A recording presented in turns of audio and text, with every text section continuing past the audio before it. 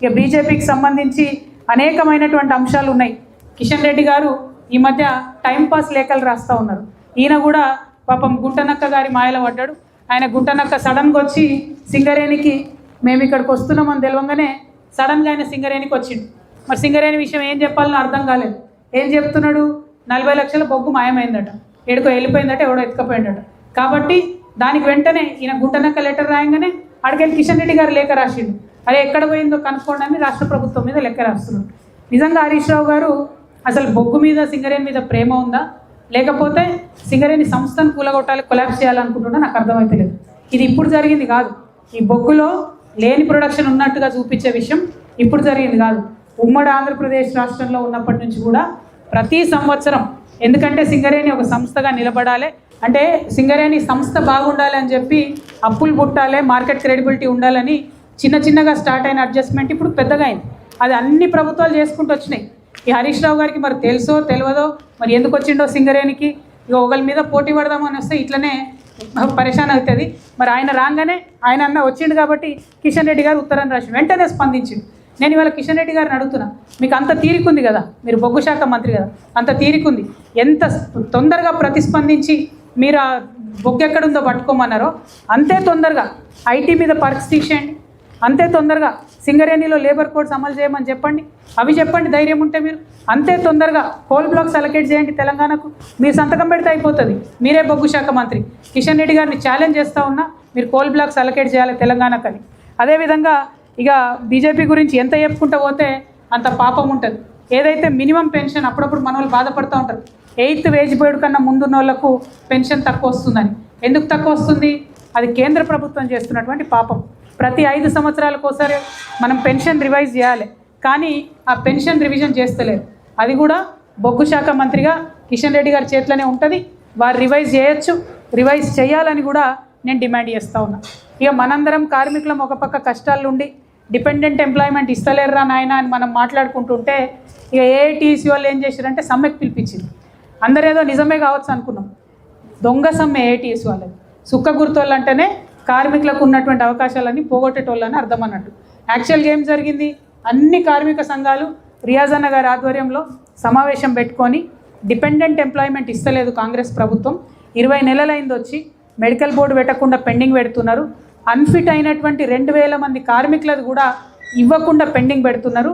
కాబట్టి మనందరం కలిసి సమ్మెకు నోటీస్ ఇద్దామని చెప్పి అన్ని సంఘాలు అనుకుంటే ఏఐటీయూసీ కార్మికుల యూనియన్ల ఐక్యతను, కార్మికుల ఐక్యతను దెబ్బతీస్తూ సడన్గా వాళ్ళు ఎక్కరే పోయి మేము సమ్మెకోతున్నామని నోటీస్ ఇచ్చారు.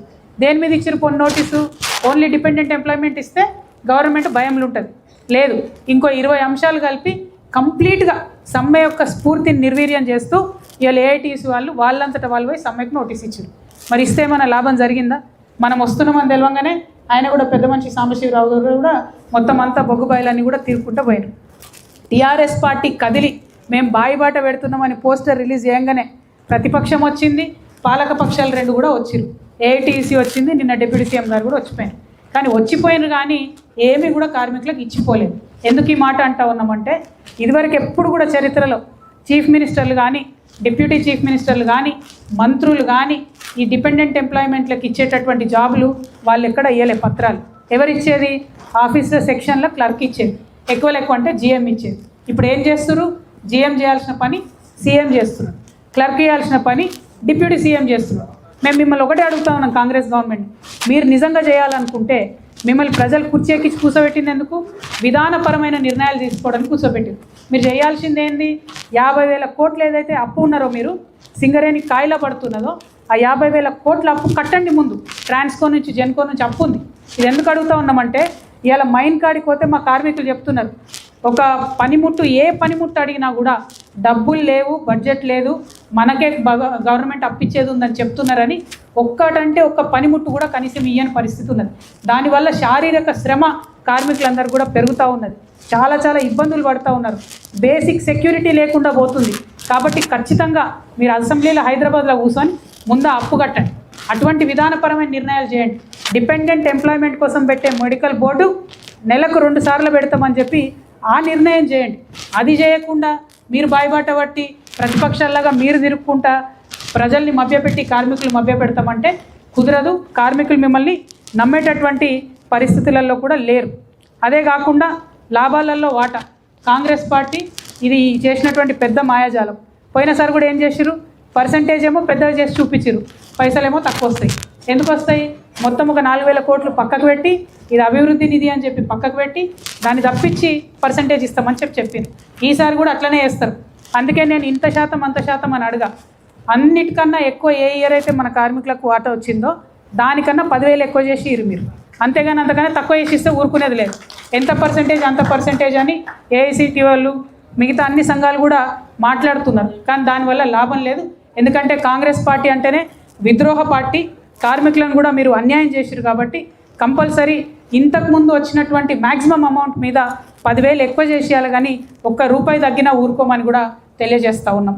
మరి దాంతోపాటు అలియాస్ నేమ్స్ ఈ నిర్ణయం తీసుకోండి. మీరు ముఖ్యమంత్రులు, డిప్యూటీ సీఎంలు సెక్రటేరియట్లో కూర్చొని అలియాస్ నేమ్స్ని ఇబ్బంది లేకుండా విజిలెన్స్ కేసులో పేరు పెట్టి కార్మికులను వేధించకుండా డైరెక్ట్గా అలియాస్ నేమ్స్ ఉన్న వాళ్ళకు కూడా మీరు డిపెండెంట్ ఉద్యోగాలు ఇచ్చే విధంగా చేయాలని చెప్పి డిమాండ్ చేస్తూ ఉన్నాను.